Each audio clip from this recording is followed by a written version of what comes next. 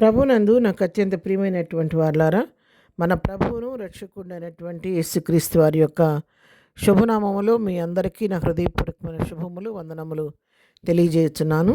ఉదయకాల సమయంలో దేవుని వాక్యాన్ని ధ్యానం చేసుకుందాము. ఈరోజు వాక్య ధ్యానం కొరకు మనం తీసుకున్నటువంటి లేఖన భాగము కీర్తన గ్రంథము 121వ కీర్తన 2వ వచనం చదువుకుందాం. యెహోవా వలననే నాకు సహాయము కలుగును, ఆయన భూమి ఆకాశములను సృజించినవాడు. ఆమెన్.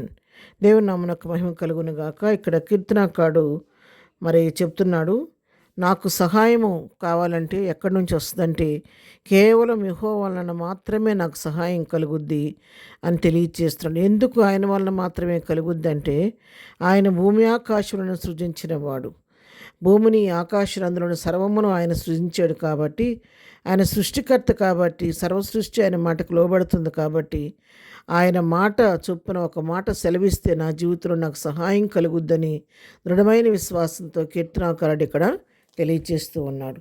అవును పిల్లారా, మనకు కష్టం కలిగినప్పుడు, ఆపద వచ్చినప్పుడు, శోధన వచ్చినప్పుడు మన దేవుని వైపు తిరిగి ఆయన సహాయం వేడుకుంటే తప్పకుండా ఆయన నిన్ను నన్ను కూడా విడిపించే దేవుడు, మనకు సహాయం చేసే దేవుడై ఉన్నాడు. కీర్తన గ్రంథంలోనే 50వ కీర్తన 15వ వచనం మనం చదువుకుంటే, ఆపత్కాలమందు నీవు నాకు మొరపెట్టుము, నేను నిన్ను విడిపించెదను, నీవు నన్ను మహింపరచెదవు అని వాక్యం రాయబడింది. ఆపత్కాలమందు మనం ఏం చేయాలంటే దేవునికి మొరపెట్టుకోవాలి. మన సమస్యను ప్రభువు చెప్పుకుంటే దేవుడు మనల్ని విడిపిస్తాడు. మనం ఆ సమస్య నుంచి విడిపించబడిన తర్వాత, దేవుడు మన పట్ల దయ చూపించిన తర్వాత, కృప చూపించిన తర్వాత, విడుదల పొందిన తర్వాత మనం చేయవలసింది ఏంటంటే దేవుని నామాన్ని మనం మహింపరచాలి. కాబట్టి ఆ విధంగా మన జీవితాల్లో సమస్యలు వచ్చినప్పుడు, శోధనలు వచ్చినప్పుడు లోకం వైపు, పరిస్థితుల వైపు, మనుషుల వైపు మనం చూడకూడదు. కానీ సమస్తమును చేయటకు శక్తి కలిగినటువంటి, మనకు సహాయం చేయగలిగినటువంటి దేవుని వైపు మాత్రమే మనం చూడాలి. కీర్తన గ్రంథంలోని 55వ కీర్తన 22వ వచనం మనం చదువుకుంటే, నీ భారము యెహోవా మీద మోపుము, ఆయనే నిన్ను ఆదుకొనును, నీతిమంతులను ఎన్నడను కదలనీయుడు. ఇక్కడ కూడా కీర్తనకారుడు చెప్తున్నాడు, నీకే భారం అయితే ఉందో, నువ్వే భారం మోసుకుంటూ అలసిపోయావో, నీ భారాన్ని యెహోవా మీద మోపు, ఆయన నీ భారాన్ని తేలిక చేస్తాడు, నిన్ను ఆదుకుంటాడు, నీకున్నటువంటి సమస్యను విడిపిస్తాడని చెప్పి తెలియచేస్తున్నాడు. అంతేకాదు, నీతిమంతుడు ఎన్నడూ కూడా ఆయన కదలనిచ్చే దేవుడు కాదంట. ఎవరైతే ఆ నీతిని అనుసరించి జీవిస్తూ ఉంటారో వారి జీవితాల్లో ఆయన స్థిరులుగా కదలని వాడిగా ఉండి, వారి పక్షంగా ఆయన మేలు చేసే దేవుడుగా ఉండి, ఎన్నడూ కూడా తన బిడ్డలను కదలనివ్వకుండా వారిని స్థిరపరిచి బలపరిచే దేవుడు మన దేవుడు. యెహోవా వలనే మనకు సహాయం కలుగుద్ది. కాబట్టి ఉదయకాలం వాక్యం మనతో, ప్రియులారా, మీతోనూ ప్రభు మాట్లాడుతున్నాడు. ఈ ఉదయకాలం నీకున్నటువంటి సమస్య కావచ్చు, నీకు ఏదైనా సరే శోధన కావచ్చు, ఇరుక్కు కాబట్టి ఇబ్బంది కావచ్చు, ఏ భారాన్ని నువ్వు మోసుకుంటున్నావో నాకైతే తెలియదు. కానీ హృదయాంతరంగాన్ని పరిశీలిస్తున్న దేవుడు నీ వైపు చూస్తున్నాడు. నువ్వు నీ భారాన్ని ఆయన మీద మోపితే నిన్ను ఆదుకోవడానికి ఆయన సిద్ధంగా ఉన్నాడు. ఏ సమస్యతో నువ్వు ఉన్నావో నాకు తెలియదు, కానీ ఆ సమస్యను దేవుని సన్నిధికి వెళ్ళి మొరపెట్టుకుంటే, ప్రభు వైపు నువ్వు చూడగలిగితే ఆయన నిన్ను విడిపించబోతున్నాడు. నీకు విడుదల కలుగు చేసి నోటి నుండి ఆయన నవ్వు కలుగు చేయబోతున్నాడు.